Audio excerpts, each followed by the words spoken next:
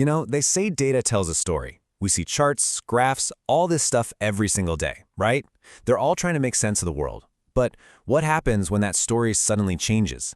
When the rules that seem to be governing everything just break? Well, today, we're going to put on our detective hats. We're going to find the exact moments the story of the COVID-19 pandemic took a sharp, unexpected turn. Okay, so let's jump right in. What you're looking at here are the weekly COVID-19 cases and deaths in the US. At first glance, you see the tragic waves we all remember. But I want you to look a little closer. See in that first wave, the blue line, that's deaths? It's just towering over the red line for cases. But in the later waves, the whole thing flips.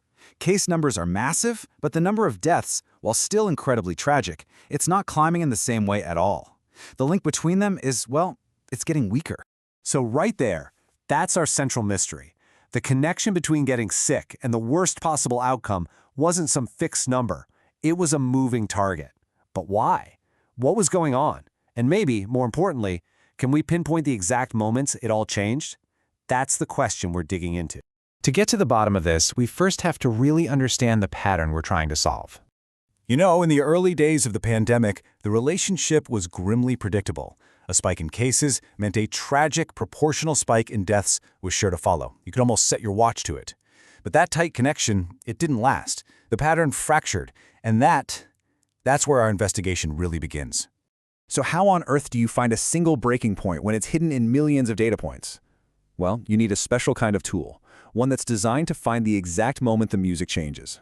And that tool has a name. It's a statistical concept called a structural break. Now I know, it sounds super technical, but it's really a simple idea. It's just a moment in time when the fundamental relationship in the data suddenly shifts.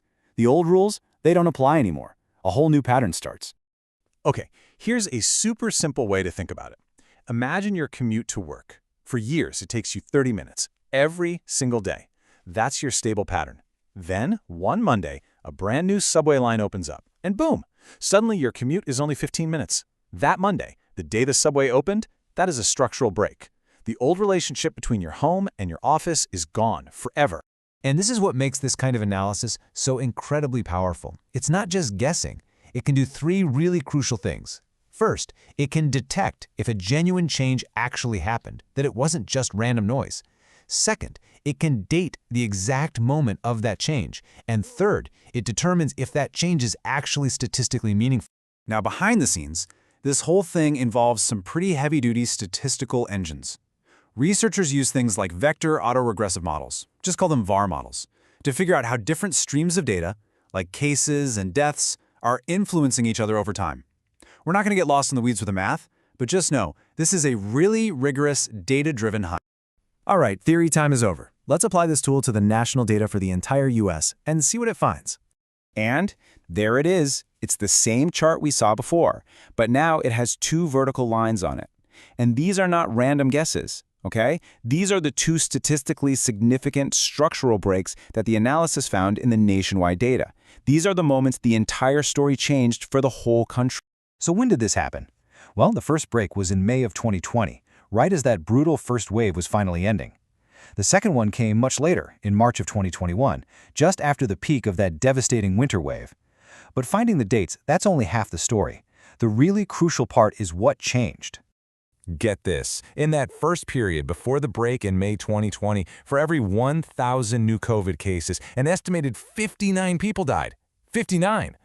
That number really reflects the chaos and uncertainty of those early days, right? Overwhelmed hospitals, no effective treatments. It was terrifying. But after that first break, would you look at that drop? The number plummeted to just 14 deaths per 1,000 cases. I mean, that is a massive change. It suggests that better treatments and just a better understanding of the virus were already having a huge impact. And then, after the second break in March 2021, it dropped again, all the way down to just 6 deaths per 1,000 cases.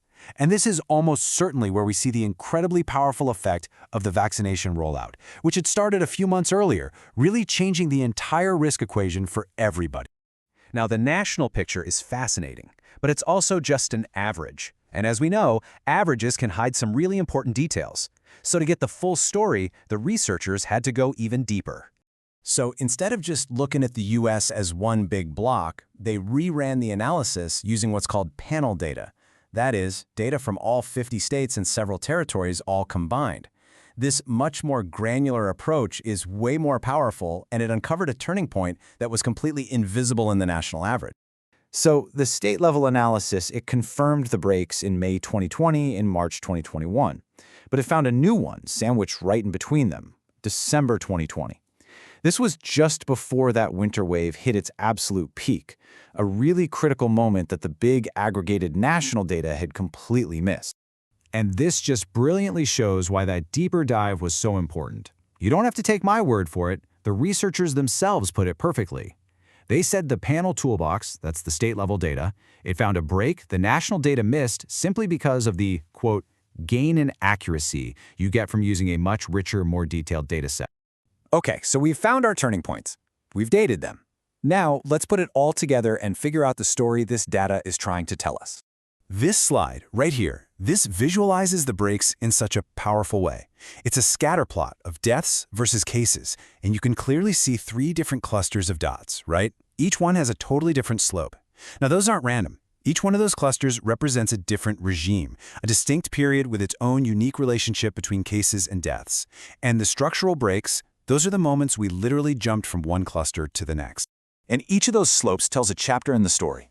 Regime 1, with that really steep slope, that's the early pandemic. It was like the fog of war. Limited testing meant we only caught the absolute worst cases, and hospitals were just struggling to keep up. Regime 2, with a much flatter slope, that reflects the period where we learned, we adapted, we developed better treatments. And Regime 3, the flattest of all, that shows the game-changing impact of the vaccination campaign. So here's the bottom line. This structural break analysis let us see that these changes weren't just statistical noise or random fluctuations. No, they were clear, definable, fundamental shifts. The actual moments when our collective knowledge and our actions tangibly changed the entire course of the pandemic. And that just leaves you with this final, really powerful thought. We use this method to find the hidden turning points in a global health crisis. It makes you wonder, right?